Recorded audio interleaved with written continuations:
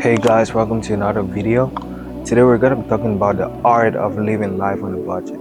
I know you be asking yourself, what expertise do I have to be talking about the subject matter? But actually, I do have quite a lot of experience. First off, my name is Glenn.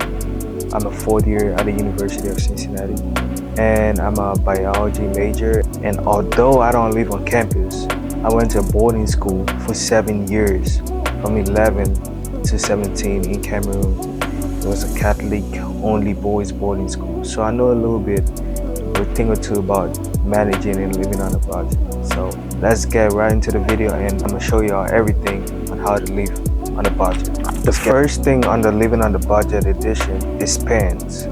Obviously I'm a college student, so I gotta start with school supplies. But first off, bro, I don't know people that be using all these fancy pens. I use the basic. Living on a budget, I learned to use the basic, and I'm very contented with the basic. This is the basic, the most basic I can find right here. This pen's right here.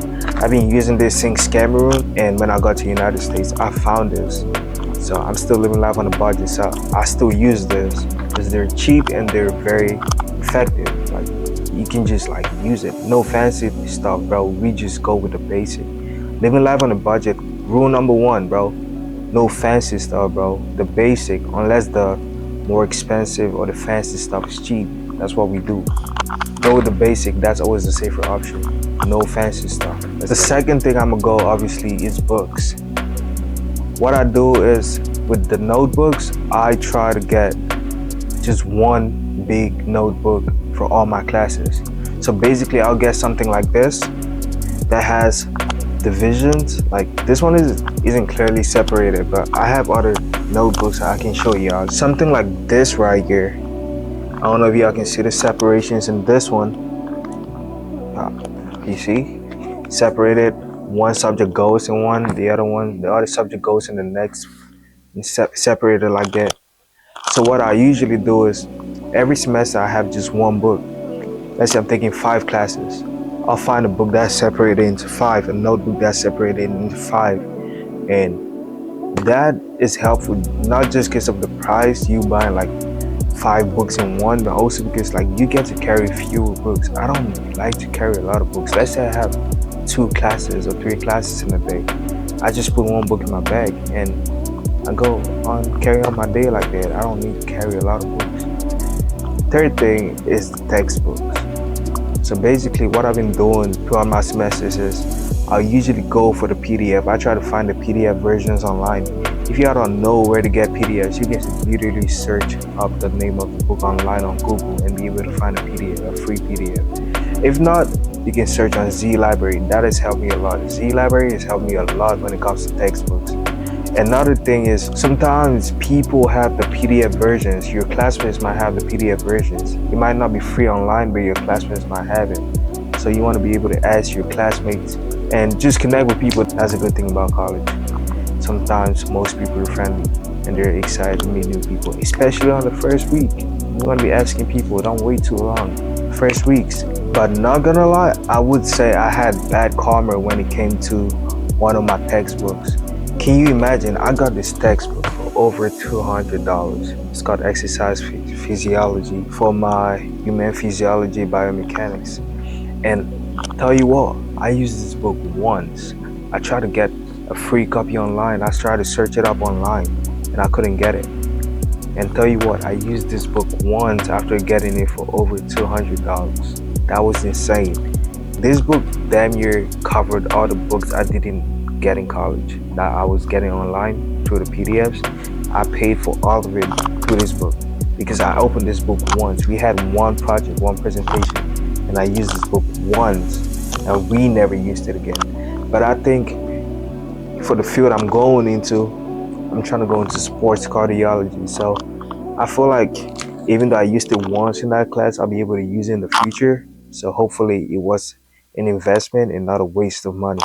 So let's dive into another segment that's not school related. Let's go into cologne. Here is a cologne I use. I have better colognes than this, more expensive cologne than this. I'm not saying better in terms of scent, but I have more expensive cologne than this. I'm not gonna show y'all my whole stack, but I've gotten way too many compliments with this one. And tell you what, this is one of the cheapest. This one was like $28. If you look clearly, you can see it's called Bella Vita. So I actually got it from Amazon. I just searched it up on Amazon. It's an off-brand type of cologne. I tell you what, I've gotten the most compliments with this one. So y'all don't want to go for the fancy. Basic is alright as long as you get the job done. Another thing, shoes, guys. If I told you I've had this shoe for over 3 years, would you believe me? A lot of people don't, but I've had these shoes right here for over 3 years. It's creases on it, but you still think it's a decent shoe, right? Like, it's not like bad or not like that. The thing is, you gotta, in America, I notice people don't wash their shoes. Washing your shoes literally puts it in a better position. You don't need to buy new shoes. I've had these Air Forces for over 3 years now, and I still use them, and people think they're new. Why? Because I wash them. And I also found a trick on how to take a little bit of the creases out. Basically, a wet towel over the shoe, and you iron it. Put a wet towel over the shoe and you iron it, and it takes the creases off. Not 100%, but like 75% of the creases off by doing that. Clothes. You want to be able to wear something that's not too... Me, I'm not a fashion person. You get what I'm saying? I'm not a fashion person. I wear the basic, but tell you what, it still looks good. I'm not into fashion. I'm not into none of that. I'm into just looking clean. That's my goal, to look clean.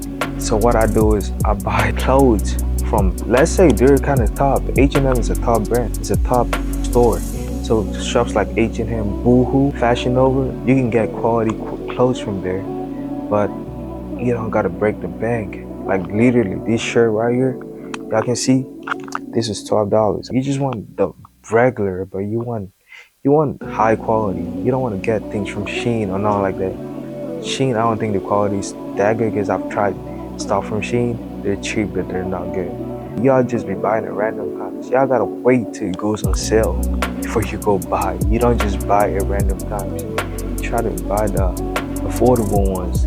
Y'all gotta understand, the art of living on a budget is going for the basic, the regular, but stuff that will still do the job. You don't want to go for something that's overly expensive. You just want to go for the basic, that as long as it does the job, that's you exhibiting the art of living on a budget. So key note, if you're trying to take anything from this video, buy the base. Don't spend overly at the top. You get what I'm saying?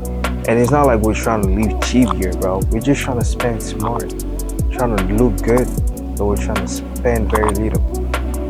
That's art right there, bro. That's the art of saving money, the art of living on a budget. Because one day it's not gonna be like this. But while we're staying down, we gotta live down, but we're not gonna look like we're down. We're still gonna look like we're up, because we're spending our money safely, and we're wearing and putting on stuff that is high quality, that is cheap. So we look like $1 million while chasing millions. So that was it for the video, man. Y'all like, y'all comment, y'all subscribe, and let me know some tips on how you live on a budget.